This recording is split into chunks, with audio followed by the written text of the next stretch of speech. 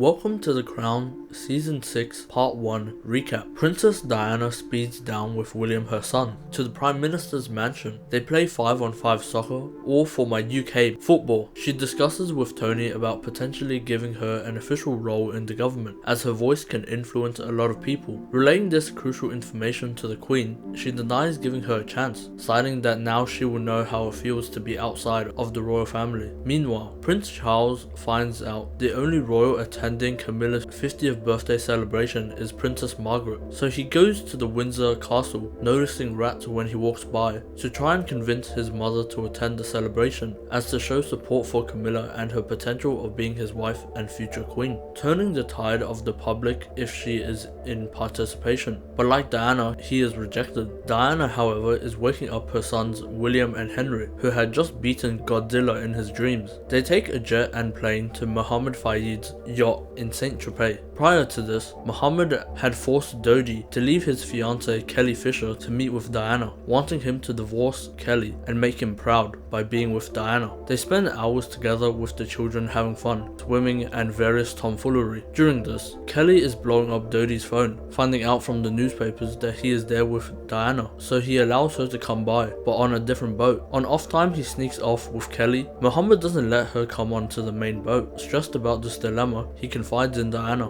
about their wedding in several weeks and that Mohammed still won't accept Kelly. In Highgrove, Charles celebrates Camilla's 50th birthday. The following day, Charles demands Mark Bolan, his advisor, to get better news coverage of Miss Parker Bowles, where Queen Elizabeth calls to appreciate Camilla. Struck down by Prince Philip, he alleges that Elizabeth still shouldn't show support for Camilla. Diana spends her last day at the Fayed estate, probably thanked by Dodi for their time and welcoming them back whenever. Hearing that she is going to leave the children with Charles for the foreseeable summer, he waves them off. Returning home at the Sandringham estate, Diana finds a bouquet of flowers sent to her by Dodi, inviting her out for a week in Paris. The royal family meet to discuss the agenda of the week, one of which is a new website dedicated to the royal family. They also speak about Diana as the Princess of Wales. She went to Paris with Dodi. They are afraid if they have a more serious, intimate relationship, it would force the royals to delegate Mohammed Fayed a citizenship. Without the kids, Diana has increasingly more vacant time on the yacht with Dodi. Questioning their relationship, he calls in the staff attendant to inquire on if they are fornicating yet, to which he calls in Myra Brenner, a professional photographer, flying out to capture photos of Diana and Dodi at the exact moment that they kiss. The photos are worth millions and are immediately sold to the Sunday Mirror, creating provocations that rippled through the royal family. Queen Elizabeth is disappointed when she is told that the photos are about to circulate. Diana is interrupted from her time co-parenting to find out about them from Dodi. As she hands back her kids, they promise to be the best parents possible, even if their relationship wasn't always the best. The boys are taken to Scotland, where, to Charles' dismay, he finds the photos. Boland suggests that they fight back by taking photos of him and his children, placing a negative light on Diana as irresponsible and shipping them away from her so she can spend more time with Dodi, who already has a fiance. To encapsulate this, they call Duncan Moore, a professional photographer devoted to the royal family. He drives out to meet with Charles and the children, taking photos of them whilst they skip rocks and play with their dog Widgeon, publishing these photos against the likes of Diana. That pleases the Queen. Diana flies out to meet with Bosnian landmine survivors, taking a stance with them and walking miles in their shoes, literally trying to press the difficult issue of landmines after wars. She is only asked questions regarding Dodi and how her children will respond to him. She continues to meet with Dodi, however, discussing how they will move forward, and he eventually breaks it off with Kelly Fisher to be with her. Susie is a friend of Diana and the Queen. She calls Diana to advise her against Dodi, and she accepts the invitation to leave the yacht. Conversely, Dodi receives a call from his father, Mohammed, advising him to quickly marry Diana. If he does so, he will give him half of everything and make him an equal. In the light of many things coming out, they leave the yacht for the night, going out to get stracciatella and play 3-card Monty with cups. Over stracciatella, Dodi apologizes for Kelly, not knowing she would try to sue him and how stressful it would be, being the spotlight spotlight of newspapers. Ironically, Diana can relate to the man they love falling in love with someone else. They are abruptly rushed off after crowds of people form to take photos of them. Trevor guides them away. A jewelry store allows them to seek refuge, just as they are rushed out to another exit. Diana points out that she likes a ring. They rush back to the yacht, in which Diana explains that she has to go home. The boys are coming back to London and she has work to do. He won't allow her to go on no flight and will employ their private jet. Talking to Faid, he is convinced the ring means Diana wants them to be engaged. The only branch with the ring in stock is Paris. He congratulates Dodie and wants them to fly out to Paris and place the ring on her finger. Diana agrees to have a layover in Paris for a night. In England, the royal family feast over lunch, with William in dismay with the discovery of Diana's personal life plastered all over the newspapers. With their layover in Paris, they are harassed at the airport by the paparazzi all the way to the Villa Windsor, where Mohammed tries to make romantic gestures for Diana and Dodie. She quickly rushes back to try and get to the Ritz Hotel so she can make a call with her boys, one that she has every day. Stuck in traffic, they are harassed by paparazzi once again. Making it to the hotel, she just barely misses the time slot for her call with them. Registration tells her to call back at dinner time. In the meantime, Dodie goes out to buy the engagement ring, rushing back to the hotel, but she is wrapping the presents for William and Harry in England. Philip drives out William to hunt his first stag and getting blooded, meaning the hunter wipes blood on his face. Diana is finally able to reach her children, as Dodie waits gleefully with the ring. She is asked a crucial question, if she is going to marry Dodie, like the newspapers suggest, but she denies the allegations and tells them not to believe the papers, admitting that she made the wrong decision of being with him. They leave the Ritz Hotel to grab dinner,